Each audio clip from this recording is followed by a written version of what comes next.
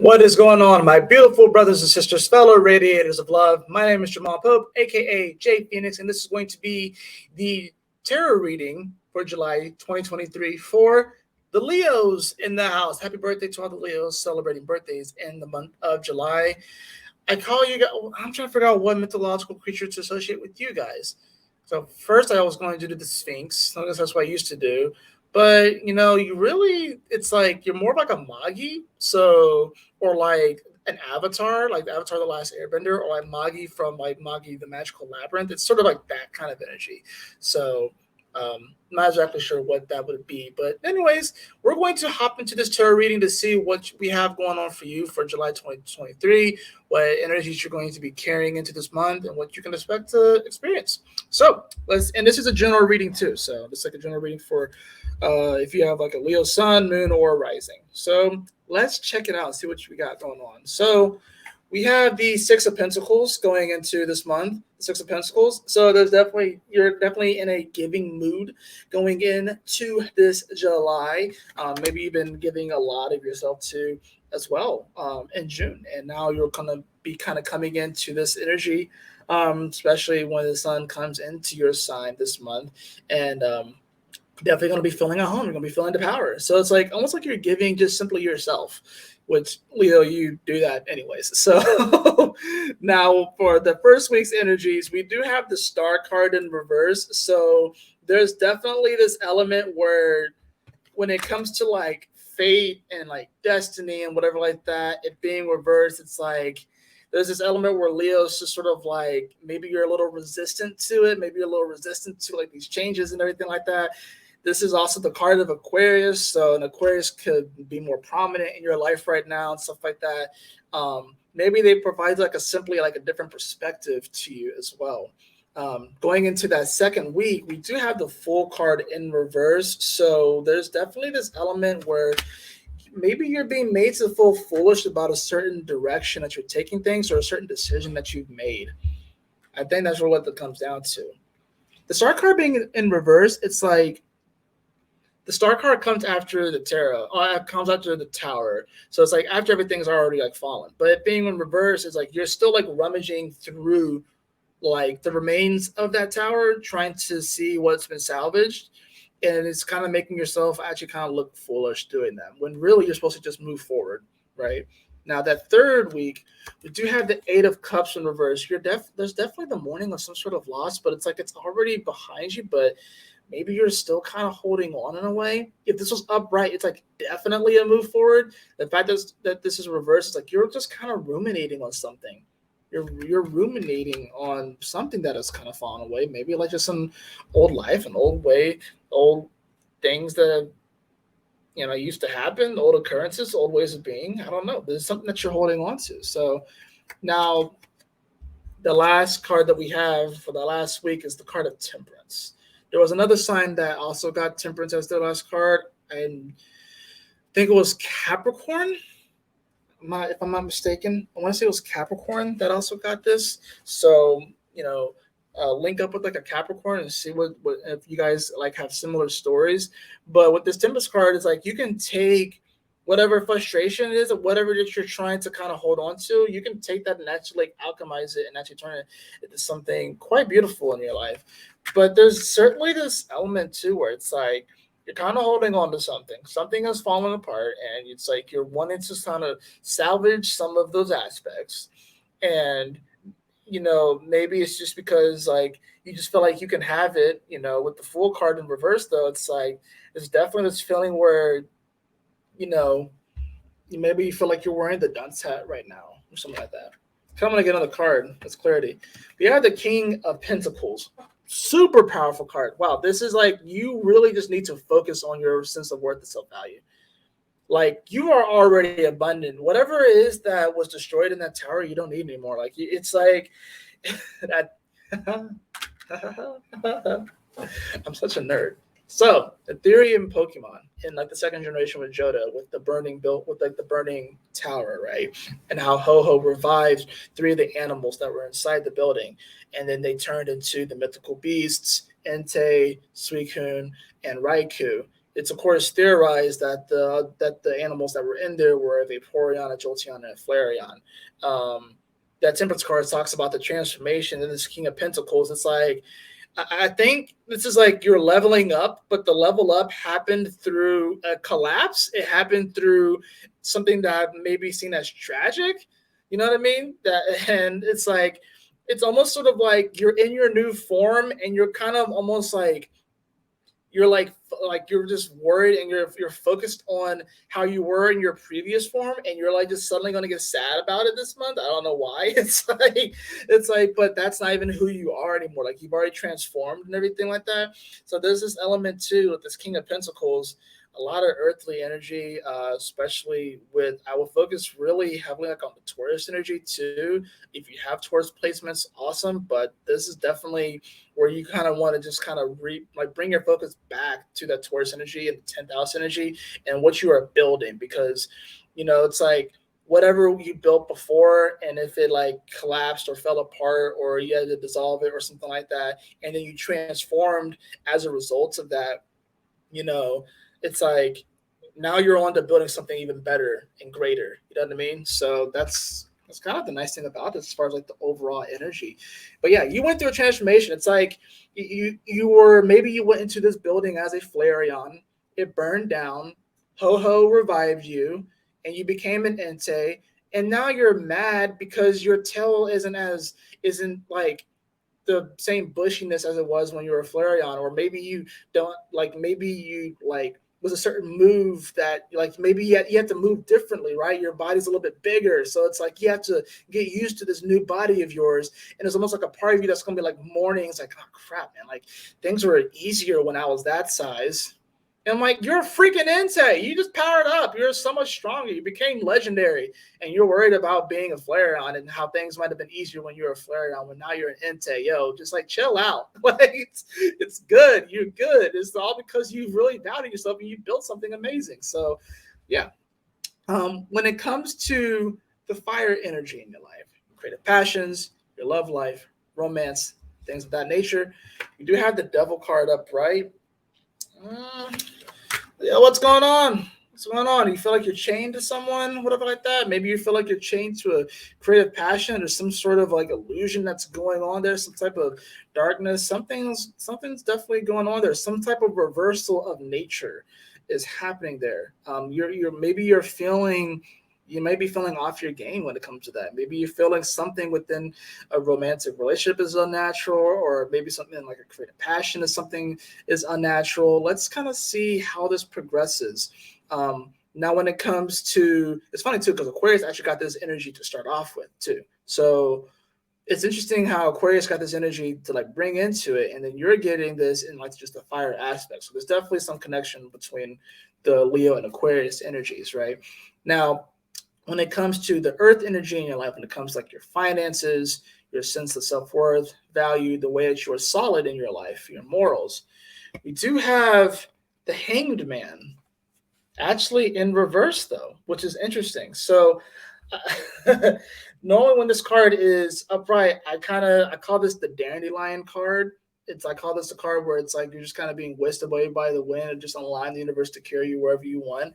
Being that it's reversed, it's like you're trying to choose your own destination. I feel when it comes to like your finances and stuff like that, when it comes to like your self-worth, um, which is actually probably really a good thing. The fact that this is actually in this spot, because it actually means that you're solid. It means that your sense of self-worth and self-value is something that's just going to be easily whisked away. That you actually are solid in the way that you feel about yourself and know yourself.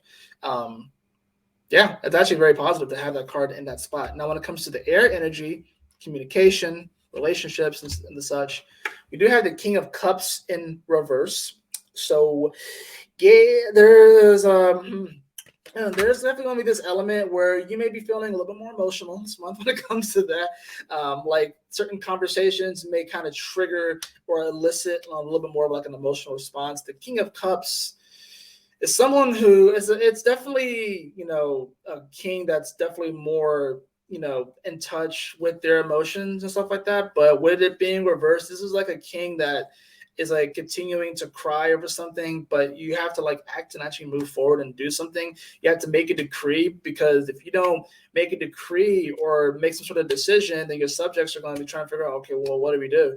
So like when it comes to like the communication aspect, it's going to be like, yeah, you're going to be wearing your heart on your sleeve. I feel like, this month with that King of Cups in reverse, and that's why you're definitely going to be wearing your heart on your sleeve. So just like I would say, be wary of that, so you don't potentially like overload people with like your emotions potentially. I think Leos are actually wanting to reach out and kind of get some sort of comfort, and maybe you're trying to just be so strong right now. I think that's part of the full card in reverse.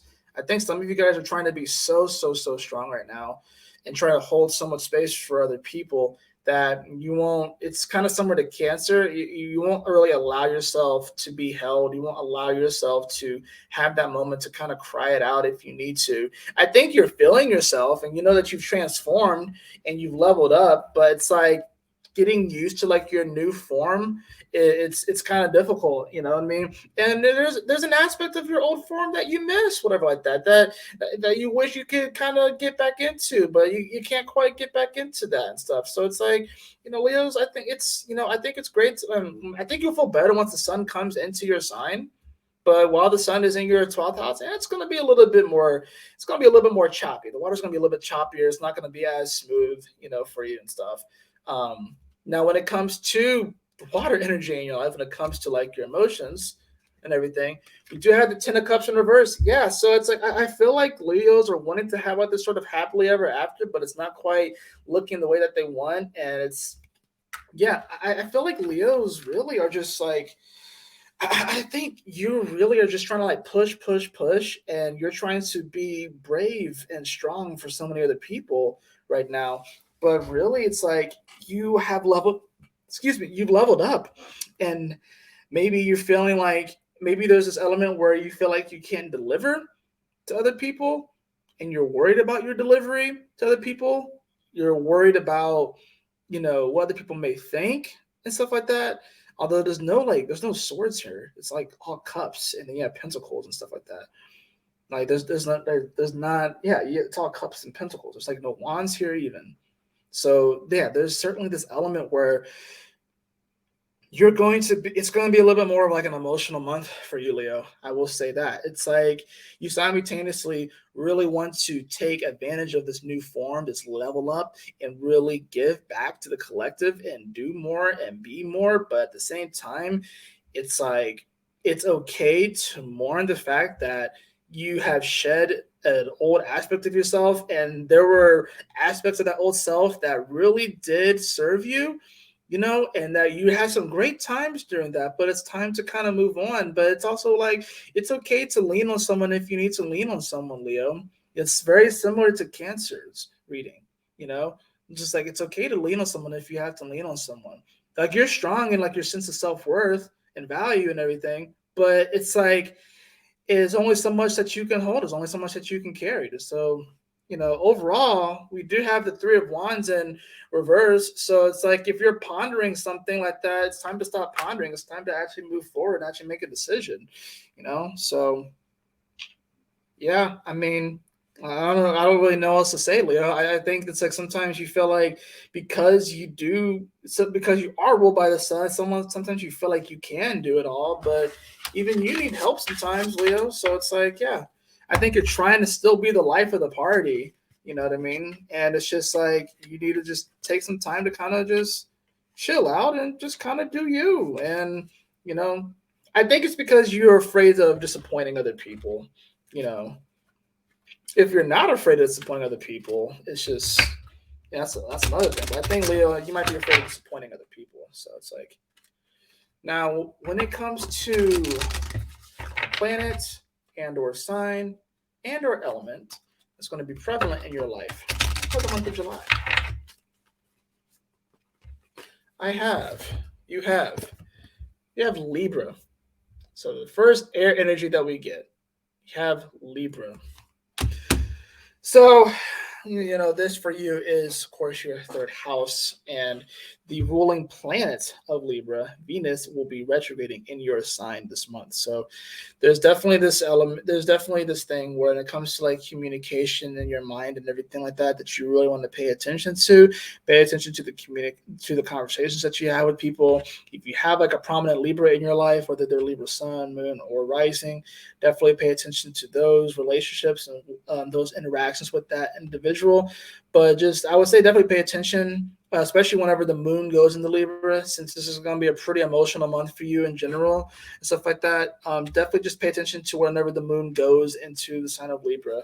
So, which will happen. I think it happens a little bit later in the month. Actually, I can go ahead and tell you when that actually happens. So it's going to be like, because the moon starts the month in Sagittarius, and when it gets to Libra, it'll be it's going to be towards the end of it's going to be towards the end. Actually, it's going to be pretty much right after the Lion's Gate. That's crazy. So like pretty much July 23rd. Actually, in many ways, on the Lion's Gate day, the moon will actually shift into Libra. So it'll shift into the Deacon. That's ruled by Venus, and Venus is going to retrograde. So definitely, Leo, pay attention to that Lionsgate day, July 22nd, because it's going to be very, very, very important. Right now, when it comes to the answer is simple oracle, what do we have going on for you? What do we have going on for you?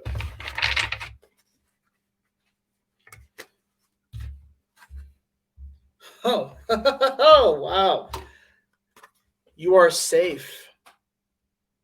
Relax, Leo. You are safe. You are good. I think maybe you can get in your head that you're not safe.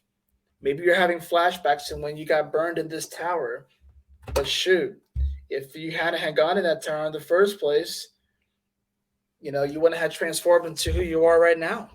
You know what I mean? So it's like, are you afraid to embark on another journey?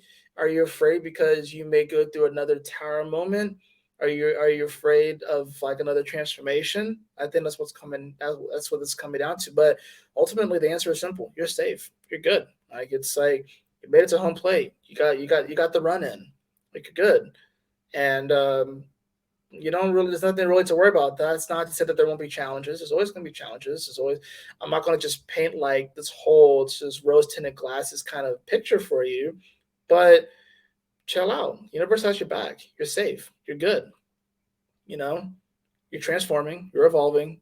You have Leo season is going to be a critical moment for all of us, but especially you, Leo. It's going to be a critical moment for all of us. And most of this month is going to be in preparation for that.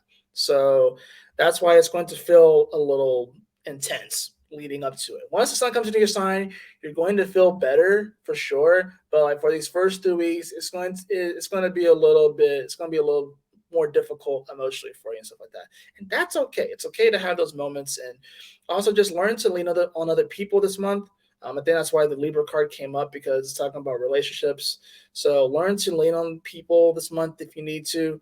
If you need a shoulder to cry on, just accept those. It's like I said, it's like Cancer's reading in many ways. Whereas Cancer is like feeling like they have to heal the whole world, you're feeling like that you have to like inspire the whole world, but that's not the case. So just be you. You're safe. You're good, and just